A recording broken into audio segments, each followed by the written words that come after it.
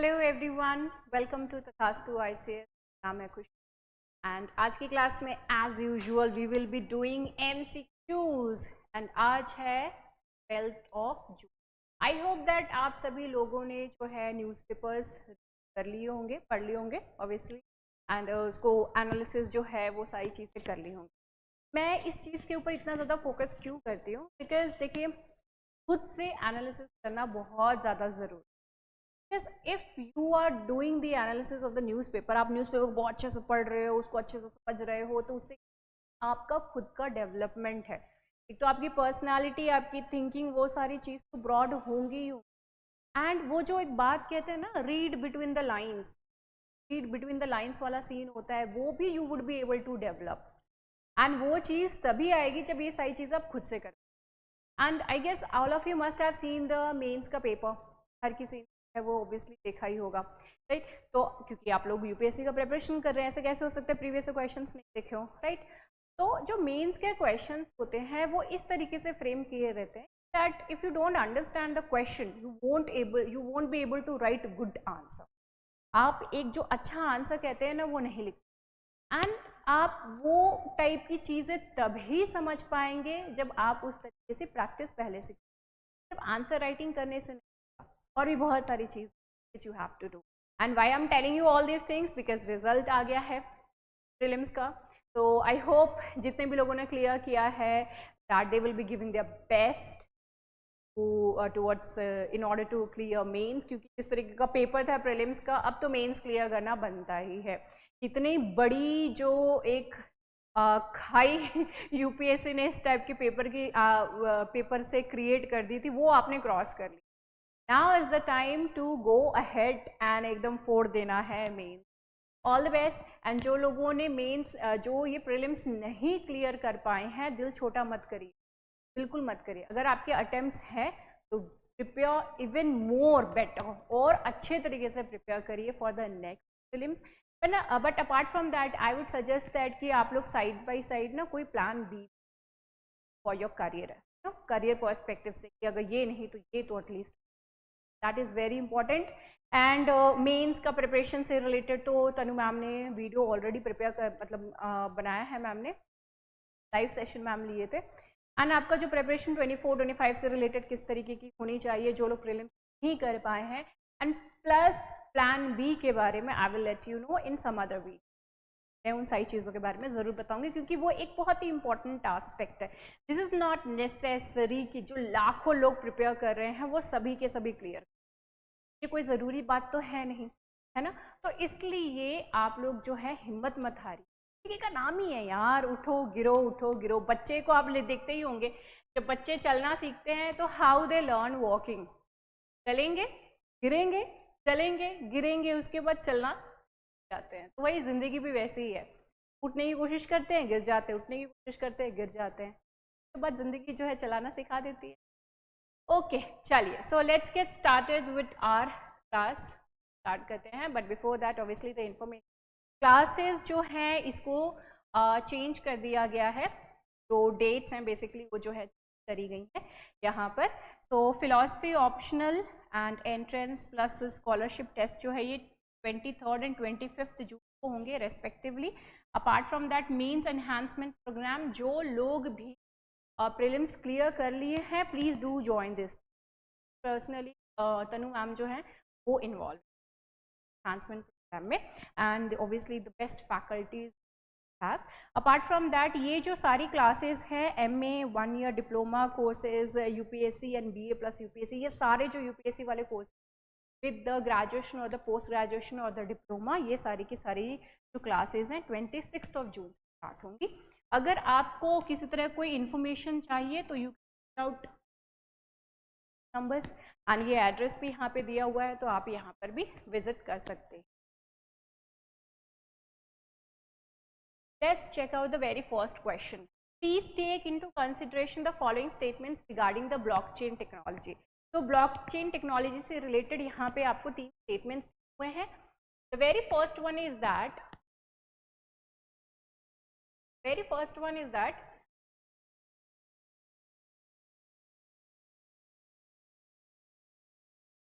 it is a public ledger. It is a public ledger that anybody can access, but no one person has complete control over. Yes. Second, यहाँ पे कह रहा है that the blockchain's structure and design are such that all of its data is exclusively related to the cryptocurrencies. Third one is that without anyone's consent, applications that rely on blockchain's fundamental capabilities can be created. अब यहाँ पे जो है आपको statements दिए हुए हैं, you have to find out that which one is the true. कौन कितने जो स्टेटमेंट्स हैं वो बेसिकली है द आंसर. तो यहाँ पे एज यू कैन तो हमारा दो स्टेटमेंट्स एक करेक्ट है, very first one and the last one, ये दो स्टेटमेंट्स यहाँ पे correct. So here you can see that it offers immediate, shareable and entirely transparent information. Immediately जो information आपको provide कर देगा transparent रहेगी, किसी से कोई गड़बड़ झाला जो है उसमें नहीं रहेगा. And it is accessible only to the members of the permission. जिनको की permission available है वही लोग जो इसको access कर सकते हैं. जो भी information के लिए वो लोग को access provide कराया गया है, तो ऐसा नहीं है कि किसी तरीके की information ऐसा नहीं है. Such making it perfect for delivering the information in business. कोई इंफॉर्मेशन जो है वो पास ऑन करना चाहते हैं, that particular case it can be done over here. Blockchain it is a shared immutable ledger that facilitates the process of recording transactions and tracking assets in a business network. अभी this particular topic is quite very hot topic. Blockchain, crypto currencies की बात हो गई, ये सारी चीज़ें बहुत ही ज़्यादा हॉट टॉपिक है जो कि आने वाले टाइम में will be there for a long time. Blockchain is utilised in voting, banking, messaging apps, internet advertising and other industries. इन सारे में इनका यूसेज हो सकता है क्या होता है, राइट. पहले ब्लॉकचेन ये जो क्रिप्टो करेंसीज ये सारी चीज़ें जब आई थी तो लोग इसको लेकर के बहुत सारी नेगेटिविटी चीज़ें लेकर के आए थे, but ultimately it prevailed, just like the ChatGPT को लेकर के there are lots of talkings and all, but अगर आप ChatGPT का अच्छे तरीके से यूज करना जाने कि how you can make the best use of it, then you can just do really very good. अगर कोई लिखने वाला टाइप आपका कोई जॉब है या फिर मतलब कंटेंट क्रिएशन से रिलेटेड कोई जॉब है या फिर नॉलेज गेन आप किसी चीज़ करना चाहते हैं, and if you want to reframe any kind of sentences all or the paragraphs or whatever, so ChatGPT can basically help you out. इसके अलावा और भी बहुत सारे usages हैं, these are just a few of them. With reference to power exchanges in India, consider the following statements. यहाँ पे जो पहला statement कहा है that India practices market coupling in case of power exchange. या कौन सा method use करता है? Power coupling. Second statement is that India has only 2 power exchanges. Okay, the very first one is the Indian Electricity Exchange and जो दूसरा है Power Exchange of India. आपको बताना है इसमें से जो करेक्ट है. both the statements are wrong हो, दोनों ही रॉन्ग है क्योंकि यहाँ पे सिर्फ दो ही नहीं बल्कि 3 है. There are 3 power exchanges. Indian Electricity Exchange ये एक हो गया IEX एंड दूसरा है Power Exchange of India, power exchange of India limited, ये हो गया हमारा दूसरा वाला. तीसरा है हिंदुस्तान पावर एक्सचेंज. एक्स यहाँ पर एक्सचेंज आपके एक्स. Okay, next is that in a communique to the regulator the ministry said, and ये नहीं बेसिकली ये वाला ज़्यादा इंपॉर्टेंट है आप लोगों के लिए, दैट इंडिया में as of now voluntary market framework जो है वो यहाँ पे चल रहा है इंडिया में. Okay, where all exchanges have equal opportunity. Voluntary market है, इक्वल अपॉर्चुनिटीज हर किसी को मिल रही हैं. Market coupling is done to couple different markets operating in different geographies which is not applicable in हर कंट्री. हमारे केस में, हमारे इंडिया के केस में जो है मार्केट कपलिंग का एज सच जो है एज ऑफ नाउ वो यूसेज नहीं दिखता है. तो मार्केट कपलिंग जो है वो यहाँ पर. ओके, चलो now let's move on to the next question. This is related to Genetic Engineering Appraisal Committee. Okay, GEA. Genetic Engineering Appraisal Committee related यहाँ पे है। The very first question is that, first statement is that it is a statutory body, ये एक statutory body है and ये कौन से ministry के अंडर आती है, साइंस एंड टेक मिनिस्ट्री के अंडर है। दूसरी स्टेटमेंट है that it keeps a check on the use, import and export of genetically modified organisms and crops। ये क्या करता है, इट कीप्स अ चेक कि जो जेनेटिकली मॉडिफाइड ऑर्गेनिजम्स हैं या फिर जो फूड क्रॉप्स हैं उसका क्या यूसेज हो रहा है, कैसे इंपोर्ट हो रहा है एंड उसके एक्सपोर्ट से, राइट। नेक्स्ट है transgenic cotton is the only GM crop. Please do keep in your mind that यहाँ पे वर्ड यूज कर रहा है only, right? So only GM crop which has been approved by GAAC till now and is currently being cultivated as well। तो ये सारे words जो हैं उनको आपको जो है उनके ऊपर थोड़ा ध्यान देना। Okay, so let's find out that which of these statements are correct। अभी आपको जो है थोड़ा सा डिफरेंट लग रहा होगा ना, सेटअप जो है मैम थोड़ी क्वेश्चंस जो है थोड़े ऊपर दिख रहे हैं, थोड़ा डिफरेंट लग रहा है। This is the class basically where आप लोग का जो है क्लास विल बी कंडक्टेड। तो this is the very first class where I am taking your class online. Okay, तो ये एक झलक है आपकी क्लास जो एक तरीके से होगी। आई गेस काश मैं आप लोगों को क्लास दिखा पाते। It's quite beautiful, very beautiful, to visit once at least. बहुत सारे जो है डेमो क्लासेस भी आपको दी, आइएगा ज़रूर क्लासेस अटेंड करने के लिए। तो you have to find out कि इसमें से कौन से स्टेटमेंट्स हैं यहाँ पे करेक्ट है। तो यहाँ पे देखिए साइंस एंड टेक जो मिनिस्ट्री है उसके अंडर नहीं आता है, ये अंदर आएगा, सिंपल सा है एनवायरमेंट। ओके, तो ministry of environment forest and climate change, MOEF। Okay, तो एनसीसी के अंडर आएगा। It keeps a check on the use, import and export of genetically modified organisms and the crops as you can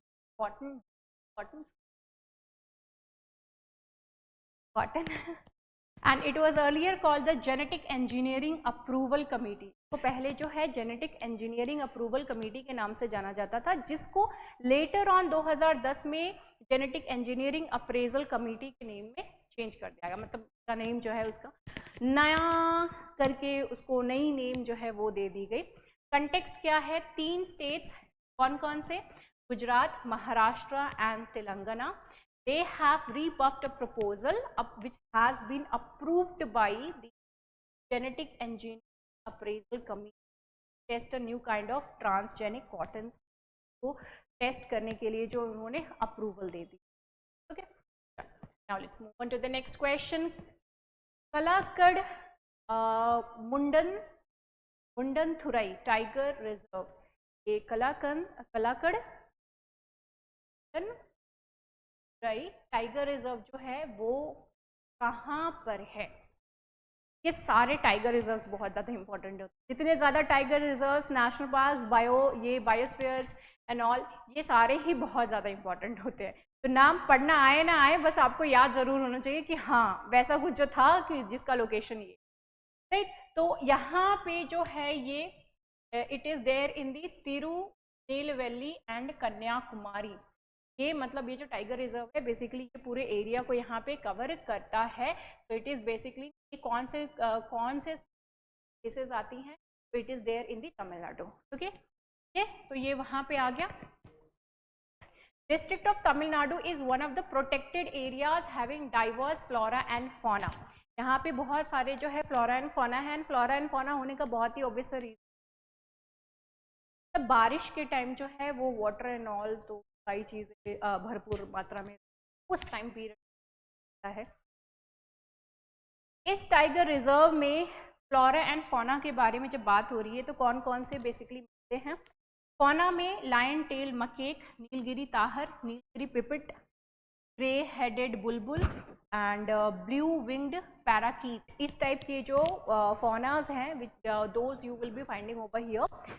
fauna की ये fauna में ये सारे मिलते हैं। फ्लोरा की जब बात आती है तो it actually changes because diverse है थोड़ा सा। A patch of west coast wet evergreen forest on the higher reaches, वहाँ पे आपको वेस्ट कोस्ट पे एवरग्रीन फॉरेस्ट मिले एंड आपको thorny forest and dry deciduous type के जो एरियाज हैं फॉरेस्ट हैं वो भी आपको यहाँ पे देख। कि वो पर्टिकुलर एरिया ही वैसे उस तरीके का है। एंड जब यहाँ पे एवरग्रीन फॉरेस्ट की बात आती है तो ये बेसिकली कोस्टल एरिया की बात कर रहा है, वहाँ पे you will find all these. का सोर्स क्या है? The Hindu. Okay, the Hindu से जो है क्वेश्चन को लिया। Next is that with reference to the Carnatic and Hindustani music consider the following state. एक स्टैटिक क्वेश्चन आपका ये यहाँ पे हो गया। पहला है the thaat of pure swaras is called swar से ये, ठीक है, it is called Mukhari in Carnatic music, various it is called तिलावल इन हिंदुस्तानी। जो थाट है वो कार्नेटिक में मुखरी बोलते हैं, ये जो प्योर स्वर है वो क्या होता है? मुखरी कहते हैं। एंड जब ये बात आती है हिंदुस्तानी म्यूजिक की, तिलावल कहते हैं। नेक्स्ट आता है वीणा। वीणा, मृदंगम एंड मैंडोलिन, ये sorry veena, veena, mridangam and mandolin, ये सारे के सारे जो म्यूजिकल इंस्ट्रूमेंट म्यूजिक के अंडर आती हैं। नेक्स्ट आता है तबला, सारंगी एंड सितार। तबला, सारंगी, सितार एंड संतूर, ये सारे के सारे इंस्ट्रूमेंट है वो कार्नेटिक। बताना है कौन सा करेक्ट है। यहाँ पे फर्स्ट स्टेटमेंट जो है वो करेक्ट है, लेकिन लास्ट के जो दो हैं वो दोनों गलत है, क्योंकि हिंदुस्तानी एंड कार्नेटिक जो है ऊपर नीचे कर दिया गया है, ठीक है। हाँ, हिंदुस्तानी होना चाहिए वहाँ पे कार्नेटिक, जहाँ पे कार्नेटिक होना चाहिए वहाँ पे हिंदुस्तानी कर दिए हैं, right. So Veena, mridangam and mandolin जो है ये म्यूजिकल इंस्ट्रूमेंट कार्नेटिक, ये कार्नेटिक म्यूजिक के हैं। ये म्यूजिक तबला, सारंगी, सितार और संतूर जो है ये सभी Hindustani. The Hindu when Palakkad paid musical tributes to the Carnatic legends. तो यहाँ पे आप देख सकते हैं this is mandolin, this is the mridangam and this is which you must have seen, Saraswati माता जो है इसको कैरी करे रखती हैं। Next question is related to Russia, India Russia relations. India Russia relations काफ़ी लंबा हमारा जो है दोस्ती का टाइम पीरियड हो चुका है। पहला इसमें स्टेटमेंट कह रहा है that the Kudankulam nuclear power plant जो है it is being constructed within scope of the Russia India intergovernmental agreement, is being constructed. Next is that both countries बोल रहा है, इसका मतलब रशिया एंड इंडिया की बात कर रहा है। Both countries regularly conduct the tri services exercise that is Ekuverin. Third is that the petroleum account for highest imports by India from Russia and fertilizers account for second. तो सबसे ज़्यादा जो है हम पेट्रोलियम वहाँ से लेते हैं एंड फर्टिलाइजर्स वो सेकेंड पे आता है। कहाँ से हम ले रहे हैं? ये रशिया से। ओके, तो you have to tell that which of these are. तो यहाँ पे एक ही स्टेट जो है वो करेक्ट है, बिकॉज कुंडकुलम जो है वो बेसिकली कंस्ट्रक्ट हो चुकी है, राइट, एंड वो कंस्ट्रक्ट हो नहीं रही, हैज़ ऑलरेडी डन। यहाँ पे India and Maldives have been conducting exercise Ekuverin friends. Ekuverin का मतलब क्या होता है? फ्रेंड्स होता है। द मालदीवियन लैंग्वेज सिंस 2009 से जो है इंडिया एंड मालदीव्स क्या कर रहे हैं? कंडक्ट कर रहे हैं, and that is the Ekuverin, ठीक है, एक्वेरिन। तो ये यहाँ पे गलत था, ठीक है। तो ये रशिया के साथ ये एक्सरसाइज नहीं होती है। जो भी मिलिट्री एक्सरसाइजेस होती हैं, ट्राई सर्विसेज एक्सरसाइजेस, मतलब जो भी हम कंट्रीज के साथ कर रहे होते हैं वो सभी आपको पता होना ज़रूरी है। India and Russia regularly conduct the tri services, को ट्राई सर्विसेज एक्सरसाइज जिसको हम इंद्र कह रहे हैं, इंद्रा या फिर Indra. 30 years of India Russia friendship treaty, 30 साल हमारी दोस्ती की। यहाँ पे जो आप ये देख रहे हैं ये ऑपरेशनल न्यूक्लियर पावर प्लांट्स हैं इंडिया की, जो कि अभी ऑपरेशनल हैं। न्यूक्लियर पावर प्लांट्स हैं यहाँ पे। तो तमिलनाडु में कुंडकुलम न्यूक्लियर पावर प्लांट है, Madras atomic power station, Kaiga generating station, Tarapur this atomic power station, Kakrapar atomic power station, Rajasthan atomic power station and Narora atomic power station. यहाँ पर ये सारे नेम आपको दे दिए गए। पीएम स्वानिधि स्कीम से रिलेटेड ये क्वेश्चन है जो कि बहुत ज़्यादा न्यूज़ में था बिकॉज ऑफ द पैंडेमिक। पहले तो पैंडेमिक की वजह से, क्योंकि उस टाइम पीरियड में आया था। तो प्रधानमंत्री street vendors Atmanirbhar Nidhi, that is the Svanidhi, योजना, इसको लॉन्च किया गया था मिनिस्ट्री ऑफ फाइनेंस के द्वारा 2020 में for providing affordable working capital loan to street vendors के लिए to resume their livelihoods that was adversely affected by the COVID-19 lockdown. Second is a 7% annual interest subsidy credited to borrowers bank. 7% जो है subsidy जो है वो credit कर दी जाएगी borrowers के बैंक अकाउंट में थ्रू डायरेक्ट बेनिफिट ट्रांसफर, जो कि एक्चुअली एक अच्छा इनिशिएटिव था गवर्नमेंट के द्वारा, अ क्वार्टरली बेसिस अपॉन टाइमली और अर्ली लोन रीपेमेंट। लेकिन आपको पता है ये डायरेक्ट बेनिफिट का जो सिस्टम है, डायरेक्ट बेनिफिट ट्रांसफर का, इसमें भी सीरियसली इसमें चोरी होती है। बहुत सारे लोगों को ये चीज़ भी नहीं पता। एक्चुअली होता क्या है कि सरकार जो है वो एक बार में पैसे भेजती है, ठीक है। अब जो लोग डेली बेसिस पे काम कर रहे हैं वो एक बार वो कब सरकार भेजेगी उसके तो वेट करेंगे नहीं, right. So they will be like मैंने काम किया मुझे पैसा दे दो, ठीक है। तो जो काम कराते हैं वो क्या करेंगे, डेली बेसिस पे पैसे देंगे और उनको ऑब्वियसली जितना कि इनको मिलना है गवर्नमेंट की तरफ से उससे कम पैसे। उनको ज़रूरत है, नहीं तो वेट करो, तुमको ज़रूरत है अभी चाहिए तो ठीक है इतना ही दूंगा मैं, लेकिन अगली जब गवर्नमेंट तुम्हारे अकाउंट में पैसे डालेगी तो वो पैसे मेरे को, ऐसा होता है। तो उसमें क्या होता है कि जो काम कराते हैं वो इनको कम पैसे देते हैं, तो ये डेली वर्कर्स होते हैं उनको कम पैसे देंगे, ठीक है। एंड जब सरकार देती है उनको फाइनली अकाउंट में तो वो पैसे निकाल करके इनको देने होंगे, अदरवाइज अगली बार उनको काम नहीं मिलेगा। तो चोरी यहाँ पे भी हो रही है। हालांकि गवर्नमेंट ने अच्छा जो है वो स्टेप लिया। यहाँ पे ट्रू जो है आपको बताना है, तो only the first one is wrong because इसको जो है प्रधानमंत्री मतलब कौन सी मिनिस्ट्री के अंडर है, तो मिनिस्ट्री ऑफ अर्बन अफेयर्स, ठीक है, of housing and urban affairs उन्होंने किया, not that of the finance, ठीक है। तो this is the why the very first statement is wrong and इसको अभी एक्सटेंड कर दिया है दिसंबर 24 तक के लिए। तो पहले मार्च 2022 तक की रखना था, लेकिन बाद में इसको एक्सटेंड कर दिया गया है 2024 तक, ओके। तो इंडियन एक्सप्रेस से इसको किया गया है। Next question is related to the mission Karmayogi से रिलेटेड है। इसमें I got Karmayogi registration has crossed 10 lakh user base mark. बहुत ज़्यादा फैक्चुअल डेटा बेस यहाँ पे। Second is that I Got Karmayogi is an online training platform which allows all government servants from assistant secretary level to undergo continuous training depending on their domain areas. उनकी domain areas है उनके basis पे जो है उनको training यहाँ से आराम से मिलती है। यहाँ पे आपको बताना है कि कौन सा जो स्टेटमेंट है वो स्टेटमेंट्स करेक्ट है। तो यहाँ पे दोनों ही स्टेटमेंट्स करेक्ट हैं। Karmayogi, so you have to perform your karma. तो ये जो है मिनिस्टर ने कहा है, प्राइम मिनिस्टर ने कहा कि आई got Karmayogi registration, it has crossed 10 lakh use have basically इसको क्या किया इन्होंने, रजिस्ट्रेशन है इस चीज। एंड ये एक तरीके की ऑनलाइन ट्रेनिंग प्लेटफॉर्म है। Online training platform allows all government servants, ये सारे के सारे जो गवर्नमेंट सर्वेंट्स हैं उनको अपनी ट्रेनिंग जो है undergo continuous training depend domain areas उस चीज है। पीआईबी इसकी सोर्स है यहाँ पर, right. The government approves projects to of more than 7,500 crore rupees for the development of modern fishing harbors and fish landing। and ये जो है पुरुषोत्तम दास ने कहा अलग से ओके, इसका मिशन कर्मयोगी से है, यहाँ कुछ भी देना जो है वो नहीं। तो is it for today's class, that कि आप सभी को इंटरेस्टिंग लगी हो।